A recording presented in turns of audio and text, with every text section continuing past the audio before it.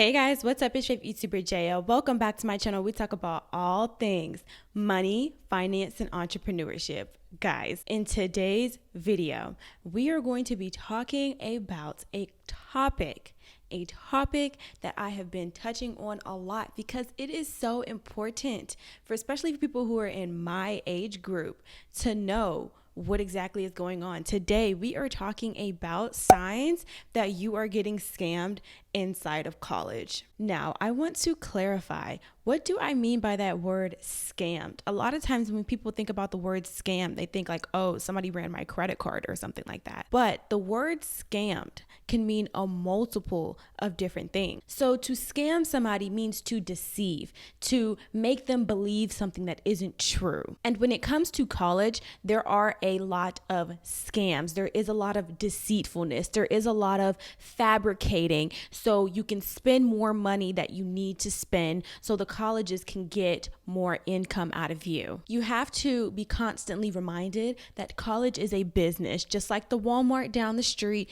just like Target, just like any other store. College is a business. They are here to make profits and money. What are the colleges selling, you might ask? Degrees. The colleges are selling degrees, and degrees from colleges are very expensive.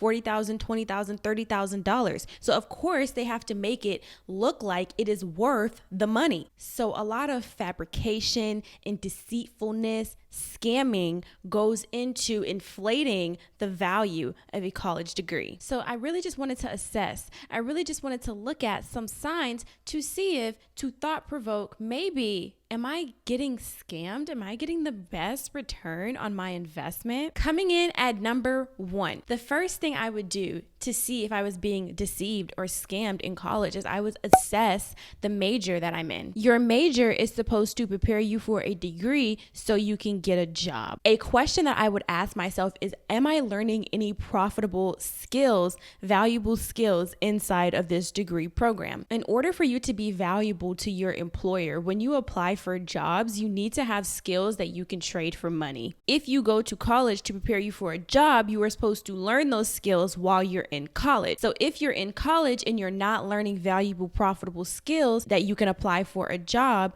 then you might not be getting the best return on your investment when it comes to you getting hired for a job. For example, if you get a studies degree, African American studies, liberal arts studies, gender studies, women studies, any of these studies degrees, I would ask myself, what skills am I learning in this degree? Because are you learning a lot of knowledge in this particular area? Yes. Are you not very knowledgeable about the subject that you are studying? Of course, you are a women's studies and African American studies encyclopedia for all we know. However, if you are not able to translate that over to a skill that you can trade to a job for income, you might not be getting the best return on your investment, especially when it comes down to paying back your student loan. However, when it comes to your resume, what are you going to put down on your resume in the skills section? If you have a degree in African American studies, what skills did you learn that you can trade for money? For example, some skills include proficient in Excel, proficient in Microsoft Word, computer analysis, project management, workflow development. These are skills. These are skills that you learn that if somebody were to hire you for a company, you'd be able to complete this task for them and they would pay you for it. These skills, along with experience, is what will help you get hired for a job. And the sad part, or more or less the deceitful part of college,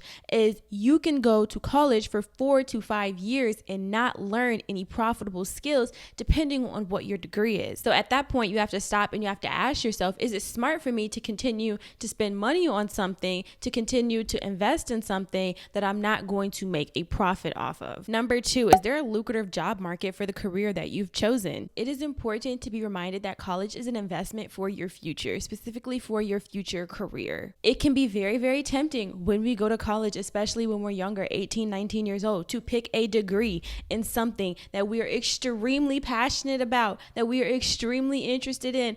Oh my gosh, I love art. I want to major in art. I love bugs. I want to major in bugs. However, if there is not a job market for that degree, what you are going to be stuck with is a degree and student loan payments that you cannot pay back because you don't have a proper job. Now, don't take this as me trying to ruin your passions and desires and your interests and your hobbies and all the things that you love to do. Passion is great. Getting a degree that doesn't have a promising job market, not so great. A lot of people go to college, they get degrees, and they're unable to find jobs after they graduate from college. And this is not to offend anybody, but this is how you end up with people who have master's degrees and bachelor's degrees, and they work at Starbucks, or they're the manager at Target or manager at your local retail store. Their degree had nothing to do with retail, yet they're the manager of their retail store, and that is their career right now, most likely because the degree that they chose, once they graduated, they could not find jobs. For example, let's say you get a degree in art history. Now, practically speaking, what jobs are available for an art history degree? Let's be real. Okay.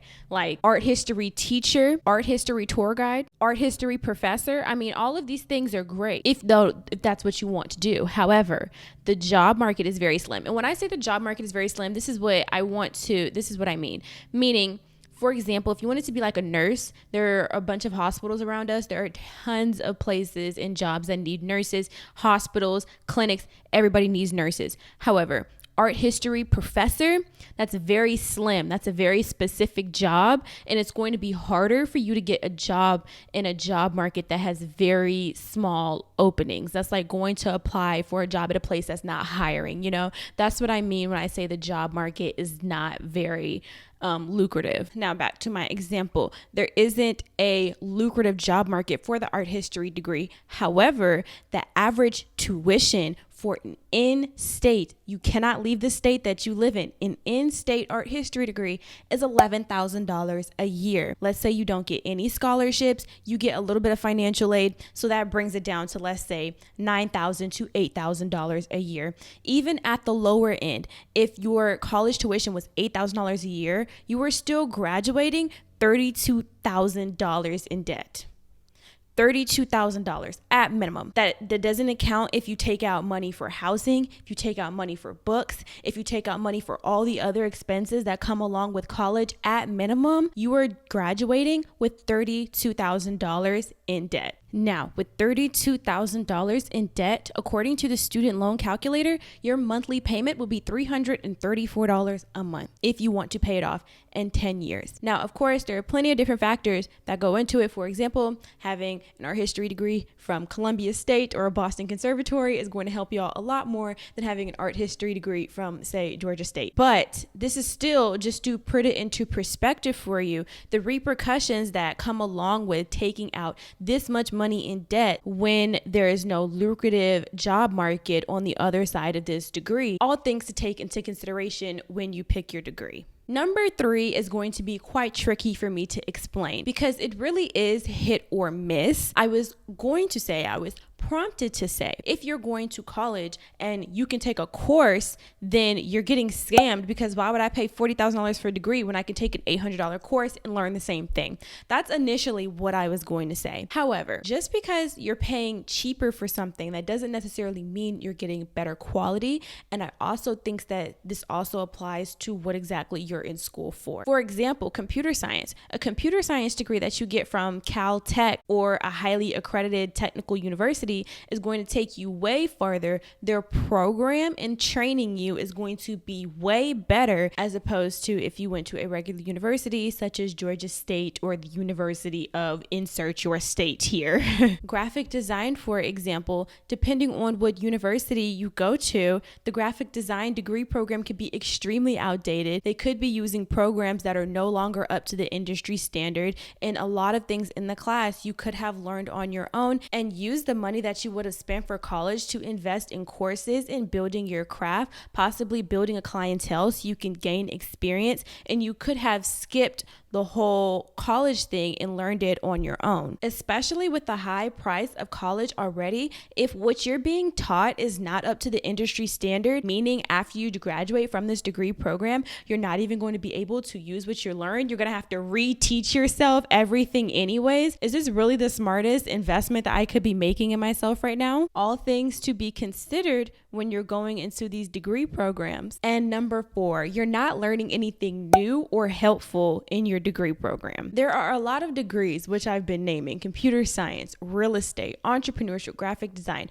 where when you go into these degree programs and you're really excited about what you want to do, you start doing research beforehand on how to do these particular things. So, for example, when it came to the topic of entrepreneurship, I remember when I was in my introduction to entrepreneurship class in college, and we were sitting in class and we had to get in groups and do like this online restaurant module thing where it was supposed to like teach us like how to run a restaurant, and it was on the computer. And I was just thinking to myself, this is such an unproductive use of my time. I literally could have downloaded Sims if I wanted to run an online business. Meanwhile, I'm sitting in class and I'm registered for an online e-commerce webinar that's supposed to teach you how to identify your target audience within Facebook ads. And the worst part of it all is that I'm paying for the class and the webinar is free. So here I am learning how to run a business or learning skills of entrepreneurship on my own, and I'm sitting in class paying Cooking Mama or restaurant games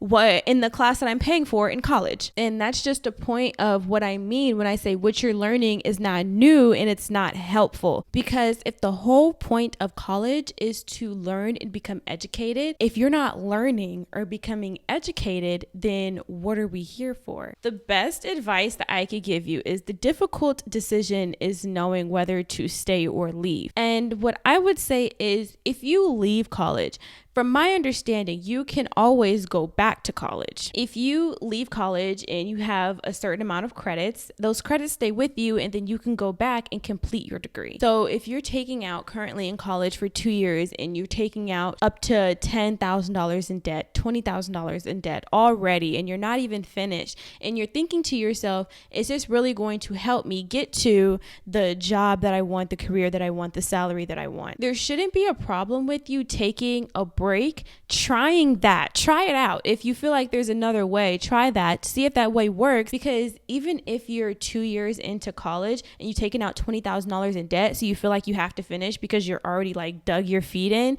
just think about the fact that once you're done, you'll have even more than $20,000. So if you stop, yeah, you have $20,000 in debt, but at least you don't have like $30,000 in debt. It is no problem for you to take more time to make sure that you make the best financial decisions along the way. Even if you take time off of college just to save up enough money for the school year or the semester so you don't have to take out more loans, so you don't have to pay that interest rate, even decisions like that are financial decisions that are going to impact your income. So the concept of time, and this, we typically graduate at 22 years old, that shouldn't affect how you make your decisions. Thank you guys so much for watching today's video. If you're in college right now, comment down below. Tell me what your experience is. Tell me if you think that you've been deceived a little bit since going to college. Make sure you give this video a thumbs up, and most importantly, make sure you subscribe, okay? We're talking about majors, degrees, salaries, lucrative job markets. You have to subscribe.